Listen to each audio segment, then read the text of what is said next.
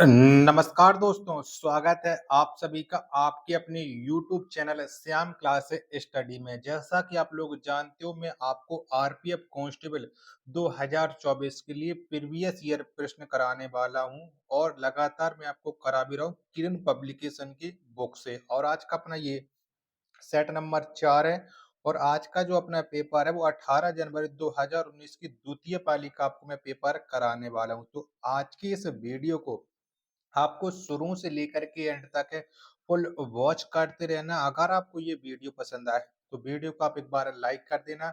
Channel को अभी तक आप लोगों ने सब्सक्राइब नहीं कर रखा होगा तो चैनल को आप लोग जरूर सब्सक्राइब कर लीजिएगा। और इस केरन पब्लिकेशन की बुक में आपको आरपीएफ कांस्टेबल के 41 सेट है पीवाईक्यू, तो सारे 41 सेट आपको करा दूंगा। लगातार आप लोग पर डे वीडियो को देखते रहिए क्योंकि बहुत ही जल्दी आपका एग्जाम भी होने वाला है। तो चैनल को अभी तक आप लोगों ने सब्सक्राइब नहीं कर रखा होगा तो जरूर कर लीजिएगा। चलिएगा तो फिर शुरू करते हैं।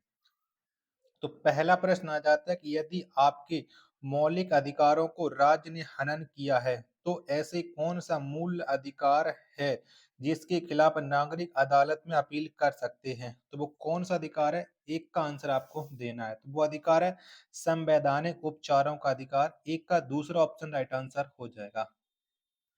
चलेगा, दूसरा प्रश्न आ जाता है कि टेबल टेनिस को ओलंपिक खेलों में किस वर्ष की मान्यता दी गई, यानी कब मान्यता मिल गई थी टेबल टेनिस खेल को ओलंपिक में। तो इसे मान्यता मिली थी 1998 88 में।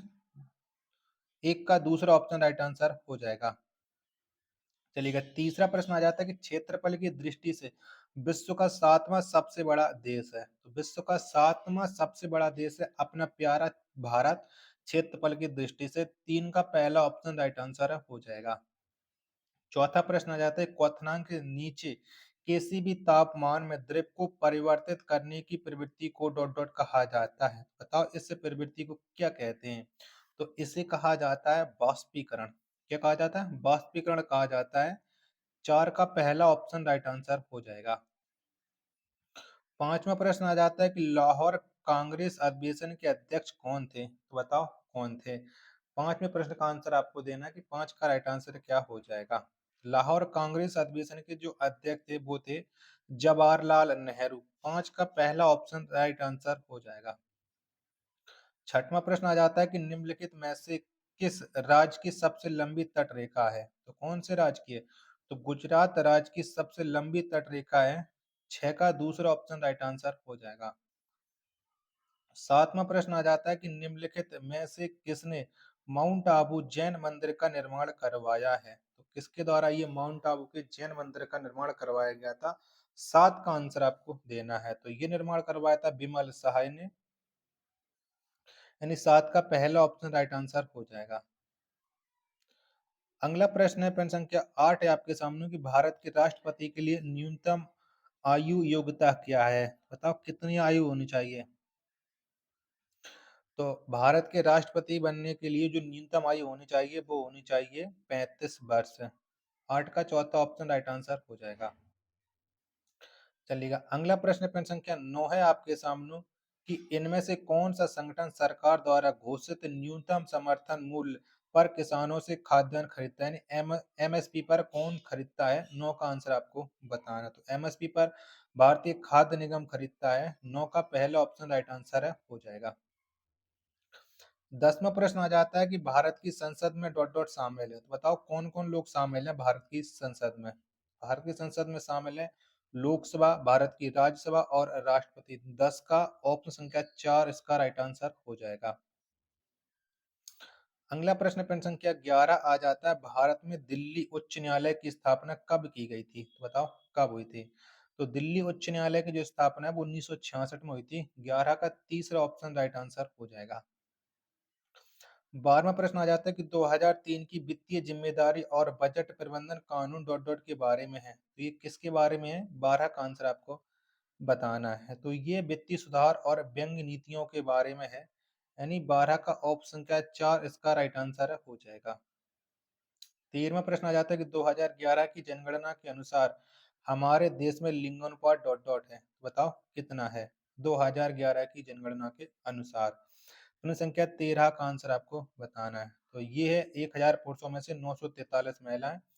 13 का दूसरा ऑप्शन करेक्ट आंसर हो जाएगा। 14वां प्रश्न है आपके सामने, an inquiry into the nature and causes of the wealth of nation पुस्तक किसने लिखी है? तो ये पुस्तक किसके द्वारा लिखी गई है?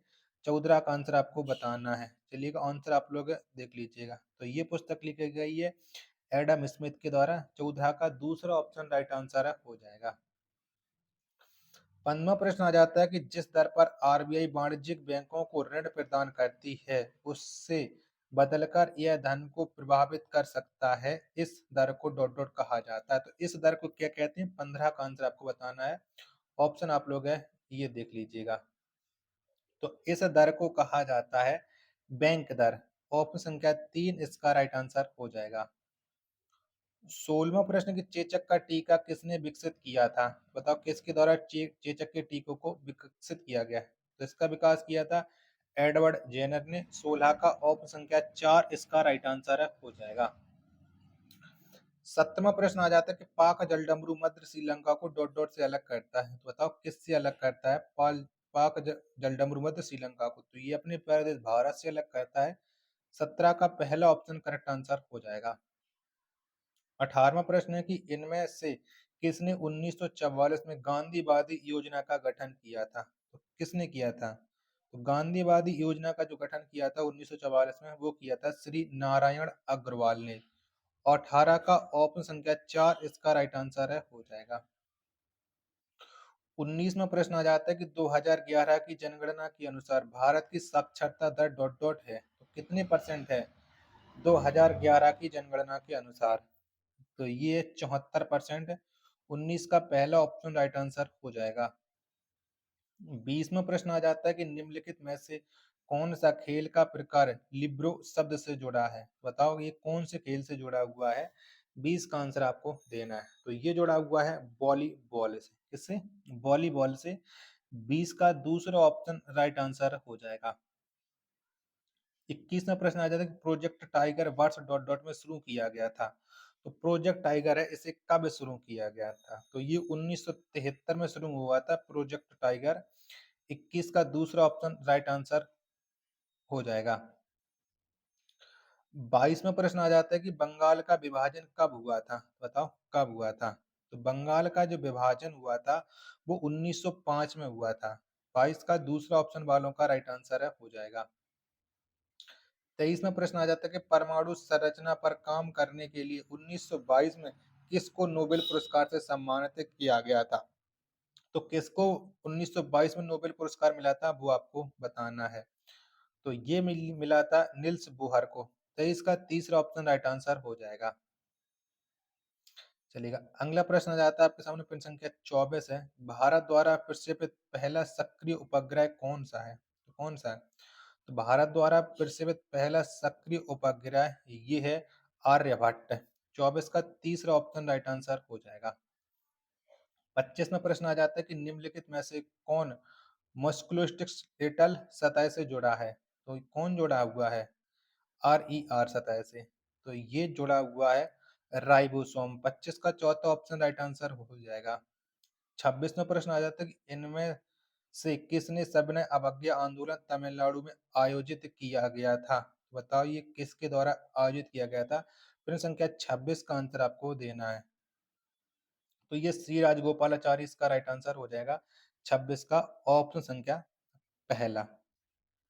27वां प्रश्न आ जाता है कि किस देश को उगते सूरज की भूमि के रूप में जाना जाता है? तो ये कौन से देश को जाना जाता है? तो उगते सूरज की भूमि के रूप में जापान को जाना जाता है। 27 का तीसरा ऑप्शन राइट आंसर हो जाएगा। 28वां प्रश्न कि भारत की सीमा इनमें से किस देश से जुड़ी है? तो बताओ इनमें से कौन से देश के साथ भारत की सीमा है? तो ये अफगानिस्तान से है। 28 का तीसरा राइट आंसर हो जाएगा। और अफगानिस्तान से भारत की वो सीमा लगती है जिस पर है वो अभी प्रेजेंट टाइम में पाकिस्तान का कब्जा है। ये बात भी आप लोग याद रखिएगा। 29वां प्रश्न है कि आपातकालीन घोषणा शब्द किस आपातकाल स्थिति को दर्शाता है? तो ये कौन सी आपातकाल स्थिति को दर्शाता है? 29 का आंसर आपको देना है। तो ये दर्शाता है राष्ट्रीय आपातकाल को। 29 का दूसरा ऑप्शन करेक्ट आंसर है, हो जाएगा। 30वां प्रश्न आ जाता है कि बुद्ध के जीवन की घटनाओं को डॉट डॉट में दिया गया है, तो बताओ किस में दिया गया है। तो बुद्ध के जीवन की घटनाओं को दिया गया है जातक कथाएं में, यानी 30 का तीसरा ऑप्शन राइट आंसर हो जाएगा। 31वां प्रश्न की डॉट डॉट तारों में प्लाज्मा चरण के गठन के कारण होता है, तो ये किसके कारण होता है। 31 का आंसर आपको देना है, तो बहुत अधिक तापमान के कारण। 31 का दूसरा ऑप्शन राइट आंसर हो जाएगा। 32वां प्रश्न, किस अनुच्छेद के तहत सूचना के अधिकार को अपराध के लिए गिरफ्तार किए जाने वाले अपराधी के लिए स्पष्टीकरण मिलता है, तो ये कौन से अनुच्छेद के तहत मिलता है।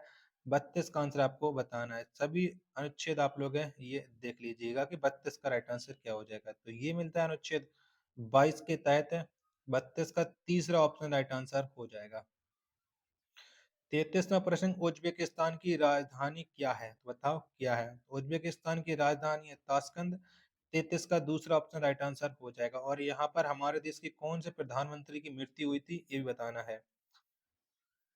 34वां प्रश्न आ जाता है कि डॉट डॉट 2018 राष्ट्रमंडल खेलों का आधिकारिक शुभंकर था, बताओ क्या था। तो 2018 राष्ट्रमंडल खेलों का जो शुभंकर था वो शुभंकर था बारहवीं, यानी 34 का पहला ऑप्शन राइट आंसर हो जाएगा।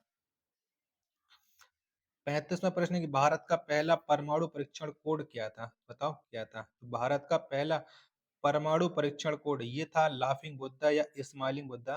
35 का तीसरा ऑप्शन राइट आंसर है, हो जाएगा। 36वां प्रश्न कि यदि कोई सदस्य बिना अनुमति के डॉट डॉट की अवधि के लिए अनुपस्थित रहता है तो सदस्य की सीट को सदन द्वारा रिक्त घोषित किया जा सकता है। तो कितने दिनों के अभी तक लिए अनुपस्थित रहता है। 36 का आंसर, तो ये 60 दिन की अनुपस्थित, यानी 36 का पहला ऑप्शन राइट आंसर है, हो जाएगा। 37वां प्रश्न, अमरावती शैली की वास्तुकला का संबंध इनमें से किस राज्य से है, तो कौन से राज्य से। तो इनका जो संबंध है वो आंध्र प्रदेश से है। 37 का चौथा ऑप्शन राइट आंसर हो जाएगा। 38वां प्रश्न आ जाता है कि निम्नलिखित में से किस नदी को दुख की नदी के रूप में जाना जाता है, तो कौन सी नदी को जाना जाता है। तो दुख की नदी के रूप में दामोदर को जाना जाता है। 38 का चौथा ऑप्शन करेक्ट आंसर है, हो जाएगा। 39वां प्रश्न की पिट्यूरी ग्रंथि डॉट डॉट से जुड़ी है, तो किससे जुड़ी है पिट्यूरी ग्रंथि, तो ये मस्तिष्क से जुड़ी हुई है। 39 का तीसरा ऑप्शन करेक्ट आंसर है, हो जाएगा। 40वां प्रश्न है कि किस चार्टर कानून ने भारत में ईस्ट इंडिया कंपनी के व्यापारिक एकाधिकार को समाप्त कर दिया, तो ये कौन से अधिनियम ने कर दिया था। 40 का आंसर आपको बताना है। तो ये कर दिया था चार्टर अधिनियम 1813 ने। पहला ऑप्शन करेक्ट आंसर हो जाएगा प्रश्न संख्या 40 का। 41वां प्रश्न आ जाता है कि निम्नलिखित में से किस प्रणाली को भारत में अंग्रेजी साहित्य का मैग्ना कार्टा कहा जाता है, तो ये कौन सी प्रणाली कहते हैं। 41 का आंसर आपको बताना है। दो ऑप्शन ये रहे, बाकी के दो ऑप्शन आपके ये रहे। तो बताओ फटाफट से 41 का राइट आंसर क्या हो जाएगा। तो ये कहा जाता है वुड डिस्पैच को। 41 का तीसरा ऑप्शन करेक्ट आंसर हो जाएगा। 42वां प्रश्न आ जाता है कि निम्नलिखित में से कौन भाला फेंक खेल से जुड़ा है, कौन जुड़ा है। भाला फेंक खेल से जुड़े हैं नीरज चोपड़ा। 42 का पहला ऑप्शन राइट आंसर हो जाएगा। 43वां प्रश्न की आपातकाल के समय किस अनुच्छेद को निलंबित नहीं किया जा सकता है, कौन से अनुच्छेद को नहीं कर सकते हैं निलंबित। 43 का राइट आंसर क्या हो जाएगा। अनुच्छेद 20 और अनुच्छेद 21 को निलंबित नहीं किया जा सकता आपातकाल के समय। 43 का पहला ऑप्शन राइट आंसर हो जाएगा। 44वां प्रश्न है आपके सामने कि सजावटी हस्तलेखन के निर्माण की संरचना को डॉट डॉट कहा जाता है, तो बताओ इसे क्या कहा जाता है। तो इसे कहा जाता है सुलेख। 44 का तीसरा ऑप्शन राइट आंसर हो जाएगा। 45वां प्रश्न आ जाता है कि मानव अंगों में कौन आवाज उत्पन्न करता है, बताओ कौन करता है। तो मानव अंगों में जो आवाज उत्पन्न करता है वो करता है गला। 45 का तीसरा ऑप्शन राइट आंसर हो जाएगा। 46वां प्रश्न आ जाता है कि निम्नलिखित में से कौन सा मूल भारतीय खेल है, बताओ कौन सा है मूल भारतीय खेल। तो ये है खो खो। 46 का चौथा ऑप्शन राइट आंसर है, हो जाएगा। 47वां प्रश्न है कि जब कोई वस्तु एक निश्चित ऊंचाई से स्वतंत्र रूप से गिरती है तो उसकी ऊर्जा पर क्या प्रभाव पड़ता है? तो बताओ उसकी ऊर्जा पर क्या प्रभाव पड़ता है? 47 का राइट आंसर क्या हो जाएगा? तो स्थित ऊर्जा घटती है और गतिज ऊर्जा बढ़ती है। 47 का तीसरा ऑप्शन राइट आंसर हो जाएगा। 48वां प्रश्न, एक व्यक्ति जो संसद का सदस्य नहीं है, वह किसी भी सदन से संबंधित नहीं है, ऐसे व्यक्ति को डॉट डॉट की अधिकतम अवधि के लिए भारत के प्रधानमंत्री के रूप में नियुक्त किया जा सकता है। तो कितनी अवधि के लिए नियुक्त किया जा सकता है? 48वें प्रश्न का आंसर आपको देना है। तो इसे 6 महीने के लिए भारत का प्रधानमंत्री नियुक्त किया जा सकता है। 48 का दूसरा ऑप्शन राइट आंसर हो जाएगा।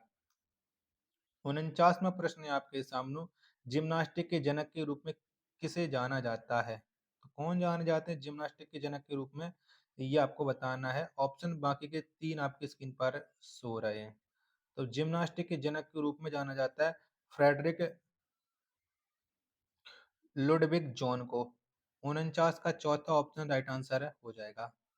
50वां प्रश्न है आपके सामने कि सभी प्रतिनिधियों को भारत सरकार द्वारा संयुक्त रूप से प्रशासित, निर्वाचित और निर्देशित किया गया है। तो ये किसके द्वारा किया गया है? तो ये किया गया है भारत की संसद के द्वारा। 50 का ऑप्शन क्या 4 इसका राइट आंसर हो जाएगा। आशा करता हूँ आपको ये वीडियो पसंद आ रही होगी, तो प्लीज वीडियो को आप एक बार लाइक करें। चैनल को अभी तक आप लोगों ने सब्सक्राइब नहीं कर रखा होगा, तो चैनल को आप लोग जरूर सब्सक्राइब कर लीजिएगा। मिलते पर अपने एक और नेक्स्ट वीडियो के साथ, तब तक के लिए धन्यवाद। जय हिंद, वंदे मातरम।